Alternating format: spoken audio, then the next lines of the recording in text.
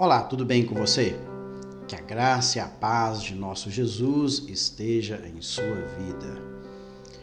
Continuarei com a minha meditação nos Atos dos Apóstolos, capítulo 14.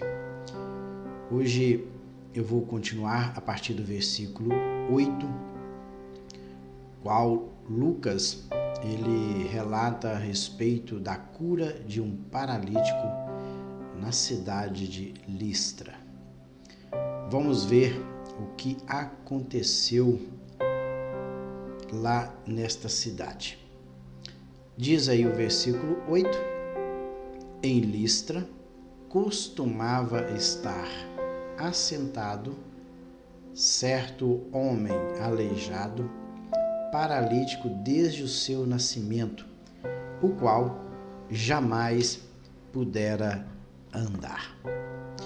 Este homem ouviu falar Paulo, que, fixando nele os olhos e vendo que possuía fé para ser curado, disse-lhe em alta voz: Apruma-te direito sobre os pés. Ele saltou e andava.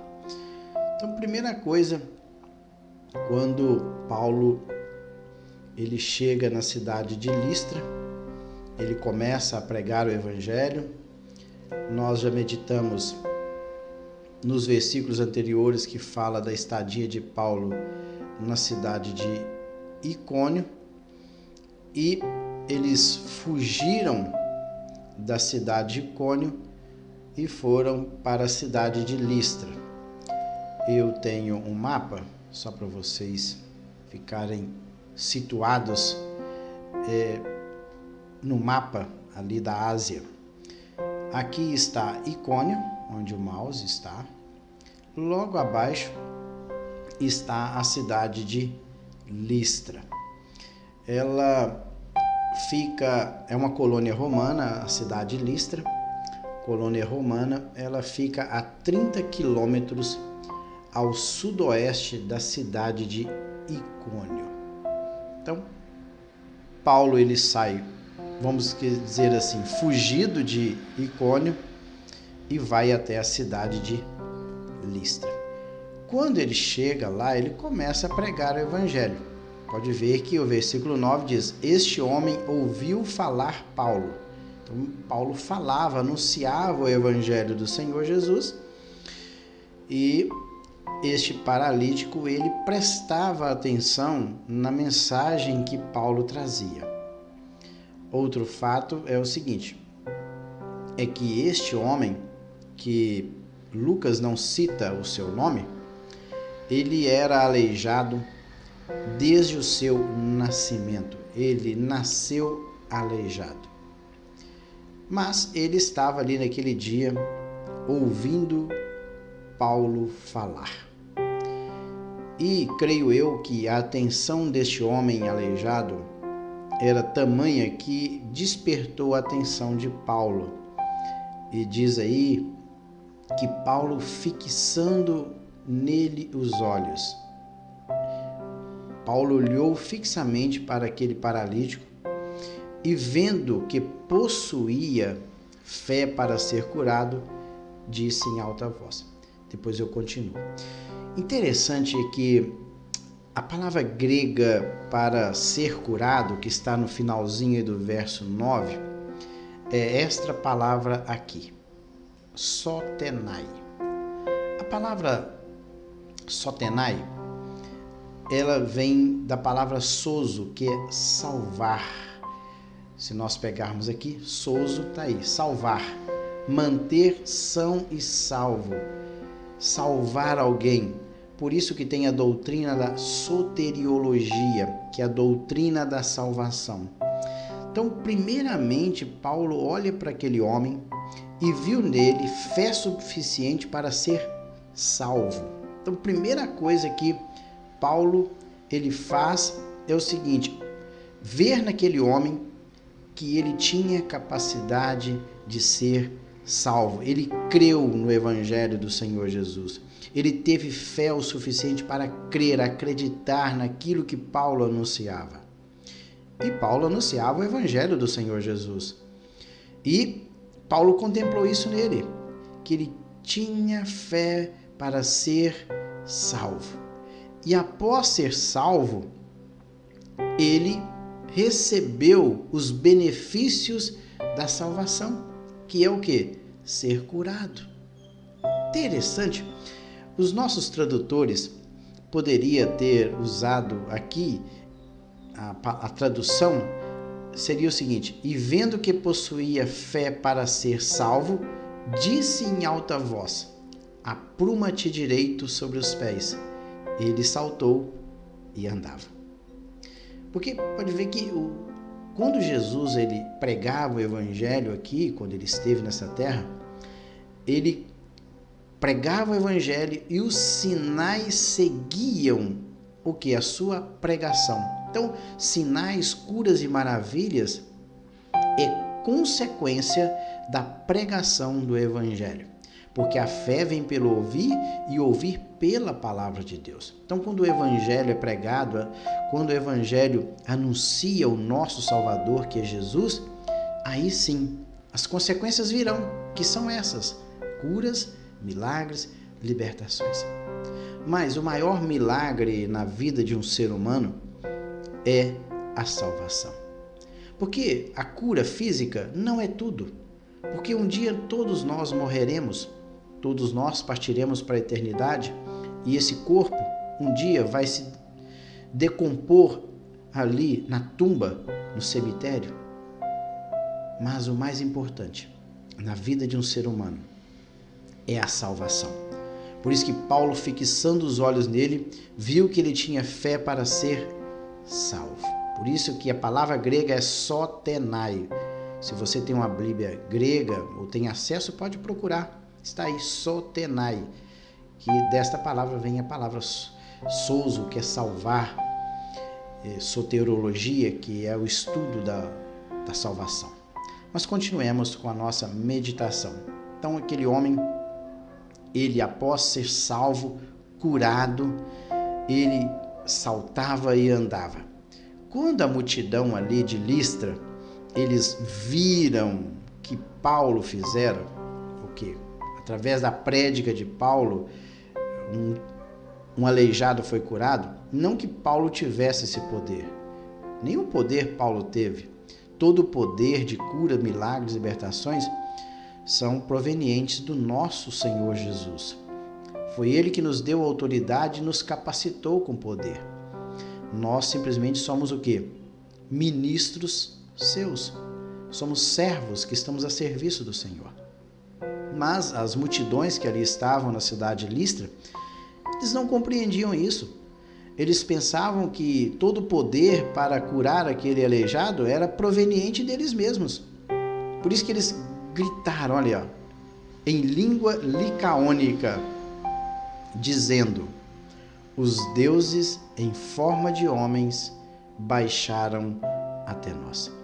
Quando eles viram aquele milagre, eles não atribuíram ao Deus que Paulo servia, mas eles atribuíram aquele milagre a quem?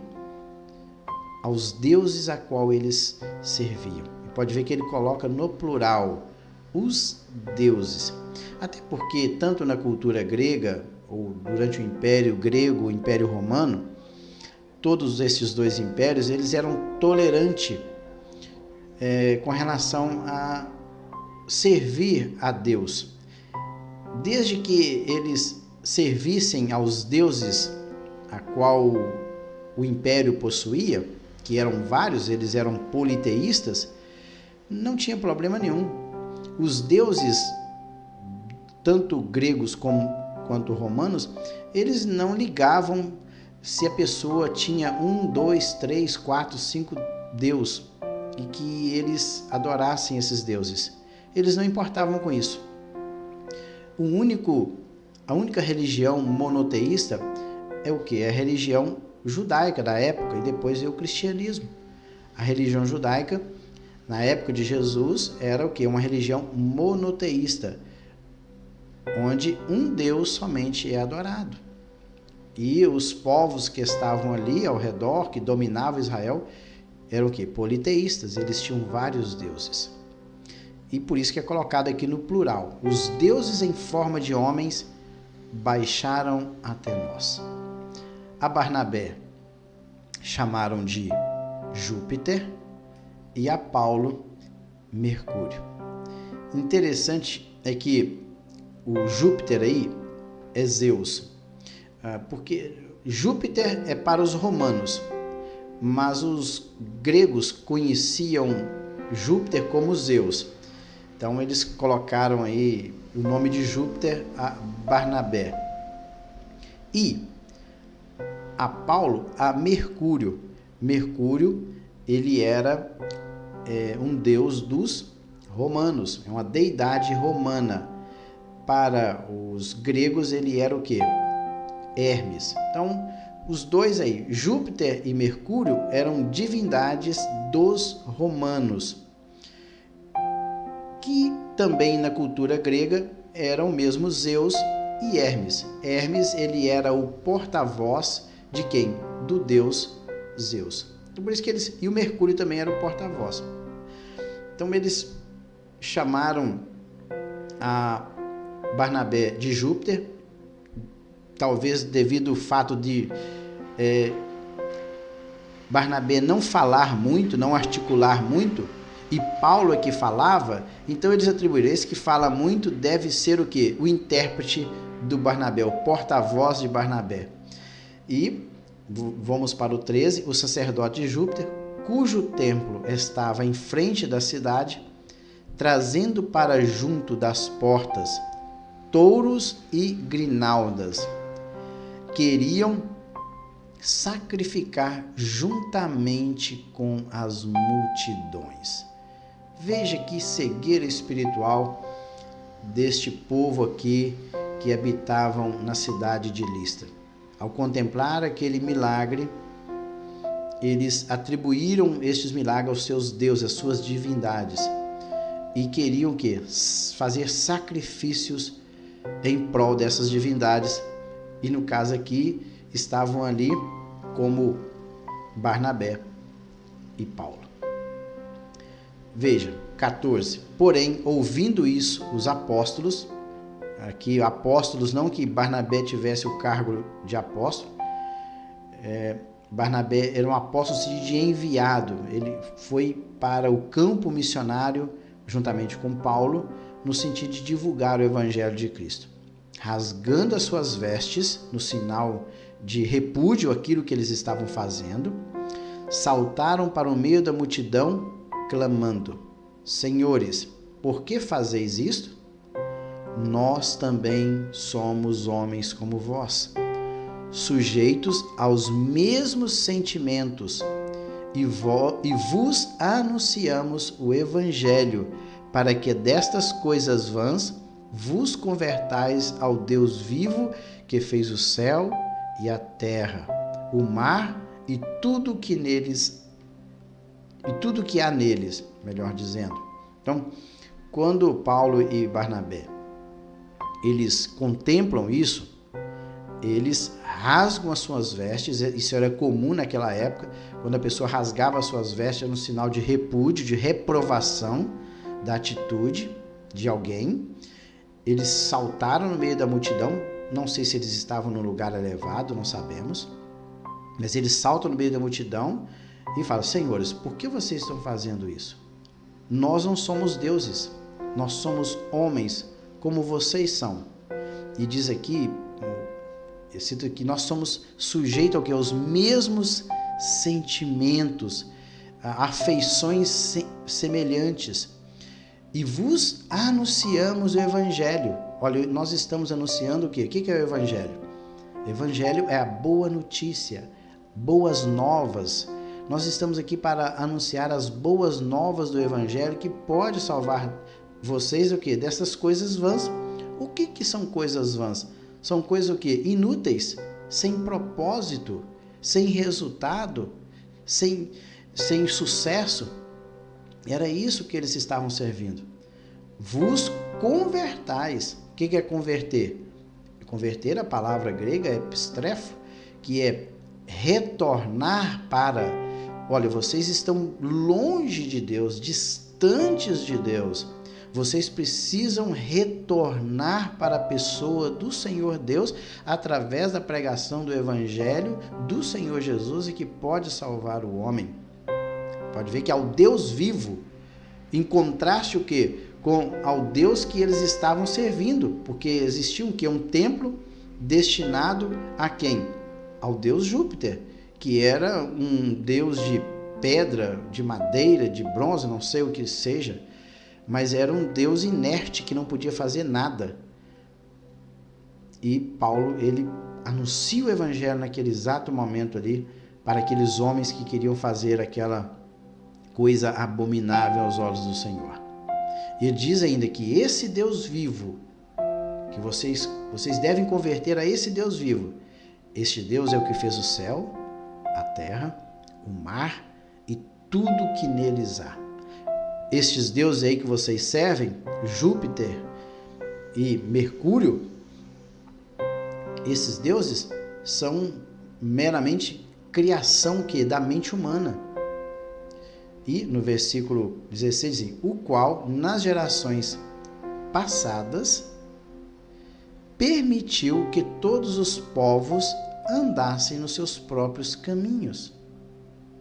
Contudo, não se deixou ficar sem testemunho de si mesmo, fazendo bem, dando-vos do céu chuvas e estações frutíferas, enchendo o vosso coração de fartura e de alegria.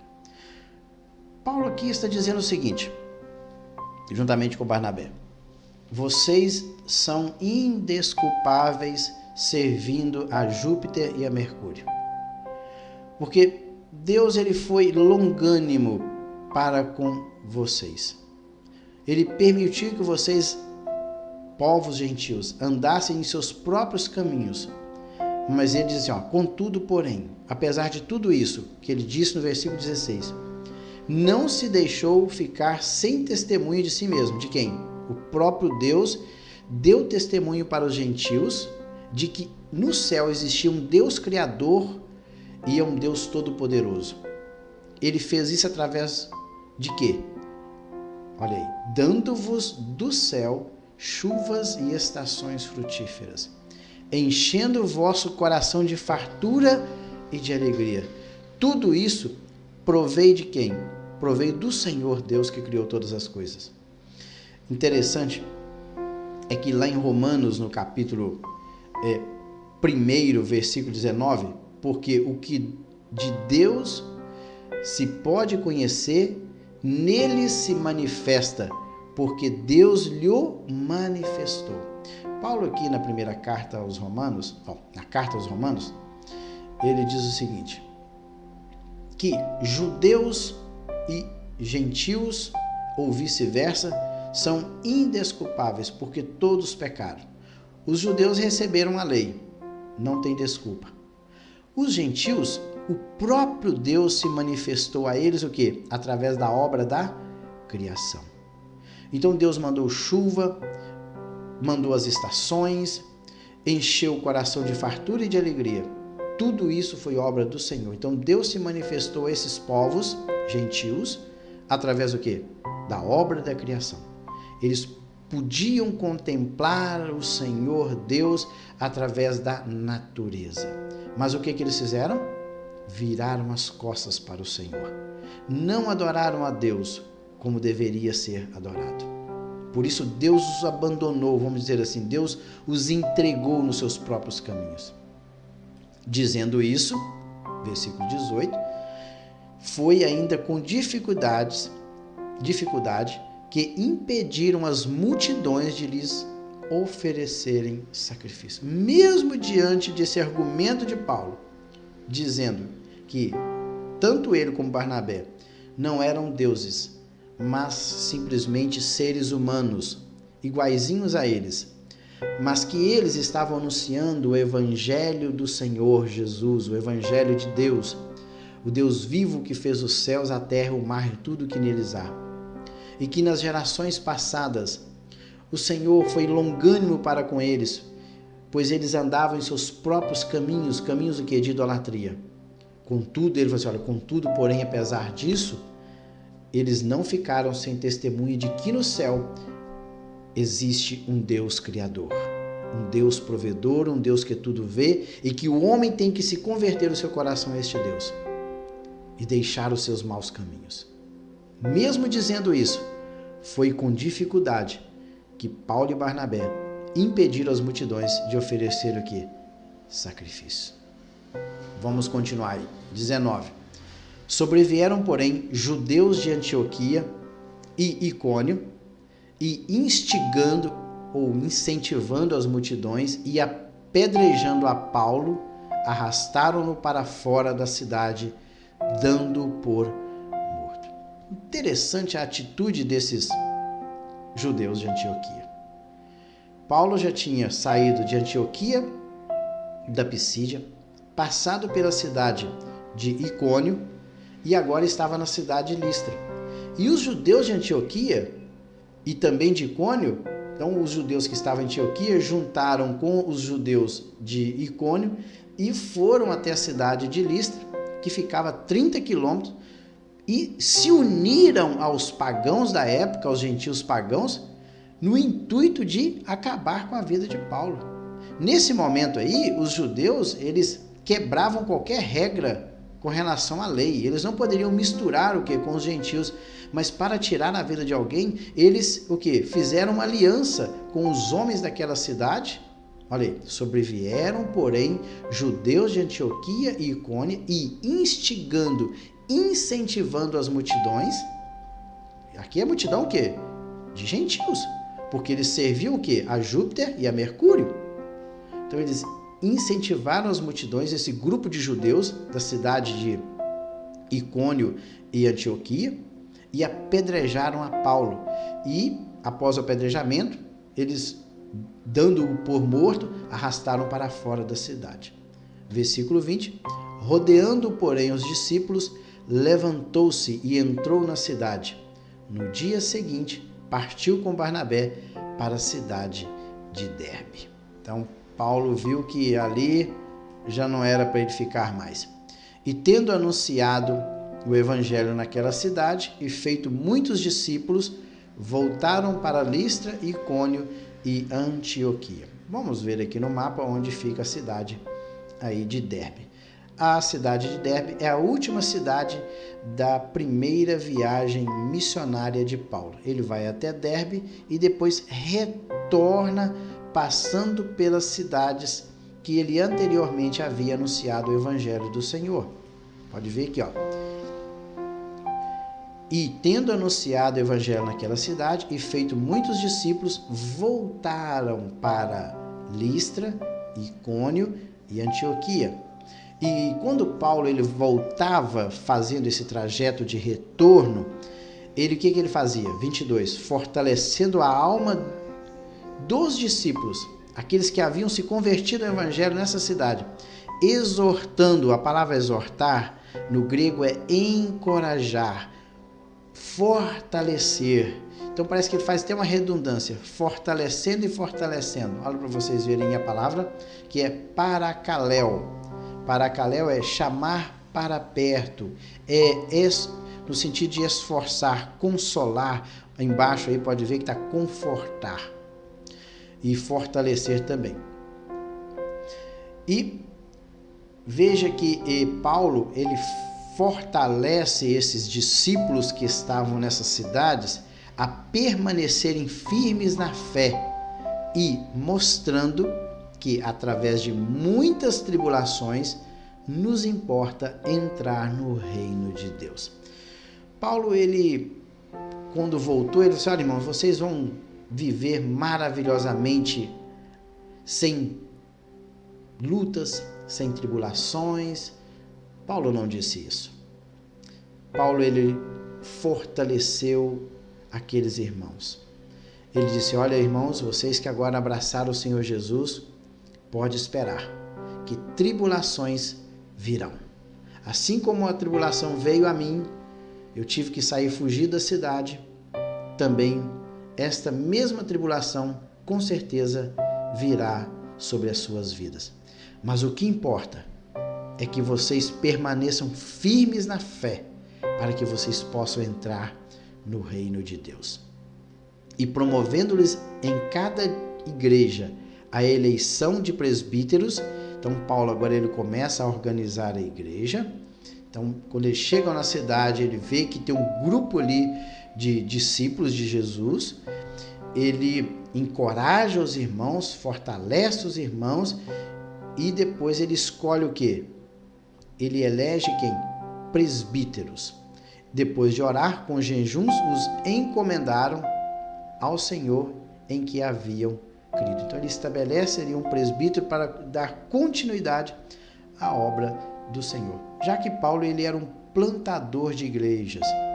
Ele plantava a igreja, colocava ali um presbítero para cuidar daquela igreja e ia para a próxima cidade. Pode ver que, atravessando a Pisídia, dirigiram-se a Panfília e, tendo anunciado a palavra em Perge, desceram a Atália e dali navegaram para Antioquia, onde tinham saído recomendados à graça de Deus para a obra que haviam já cumprido. Então a primeira viagem missionária já estava encerrada. Começou de Antioquia, essa Antioquia aqui, que ele cita no versículo 26, é a Antioquia da Síria, de onde eles tinham partido, passado pela ilha de Chipre, depois subido, visitando todas essas cidades, pregaram o evangelho, depois voltaram por essas mesmas cidades e agora eles retornam para a cidade de Antioquia. Quando eles chegam ali na cidade de Antioquia, veja o que acontece. Ali chegados, reunida a igreja, Paulo e Barnabé, eles trazem o que? Um relatório daquilo que Deus fez através de suas vidas. Olha aí. Ali chegados, reunida a igreja, relataram quantas coisas fizera Deus com eles e como abrira aos gentios a porta da fé. E permaneceram não pouco tempo com os discípulos. Então Paulo ele sempre compartilhava com a igreja o relatório missionário, o que Deus estava fazendo no campo missionário. Interessante a atitude de Paulo. Paulo ele tinha esse prazer em compartilhar com a igreja o que Deus estava fazendo. Já que a igreja estava apoiando a pessoa de Paulo nesta viagem missionária, Paulo se sentia que obrigado também em trazer um relatório. E eles, olha, Deus tem feito maravilhas entre os gentios. E entre os gentios foi aberto que a porta da fé. Eles estão crendo, apesar das dificuldades, apesar das lutas e tribulações, mas Deus estava trabalhando, Deus estava operando e almas estavam se rendendo aos pés do Senhor Jesus. Nós vamos ficar por aqui. No próximo vídeo eu estarei meditando no capítulo 15. E o que nós tiramos aqui para o nosso crescimento espiritual? Qual a lição que nós tiramos desse texto que nós acabamos de meditar? Apesar das lutas, apesar das tribulações que nós passamos aqui neste mundo como servos do Senhor, apesar de tudo isso, Deus está conosco. O Senhor Jesus está agindo em nossas vidas, mesmo em meio a tribulações. Através de nossas vidas, o Senhor está agindo e está trazendo almas para o seu reino. Aqueles que realmente têm um chamado em suas vidas, eles virão aos pés do Senhor através da nossa pregação. Por isso que nós devemos anunciar o Evangelho do Senhor Jesus, o Evangelho que salva, o Evangelho que liberta o homem do seu pecado. E, após ser liberto do pecado, um dia ter direito de entrar no reino dos céus. Sabemos que isso acontece em meio a muitas lutas, mas a vitória é do Senhor Jesus. A igreja do Senhor, ela é soberana. Mesmo em meio a lutas e tribulações, a igreja vai vencer, porque ela foi comprada e remida pelo sangue do Senhor Jesus. Que Deus em Cristo abençoe e até o próximo vídeo. Música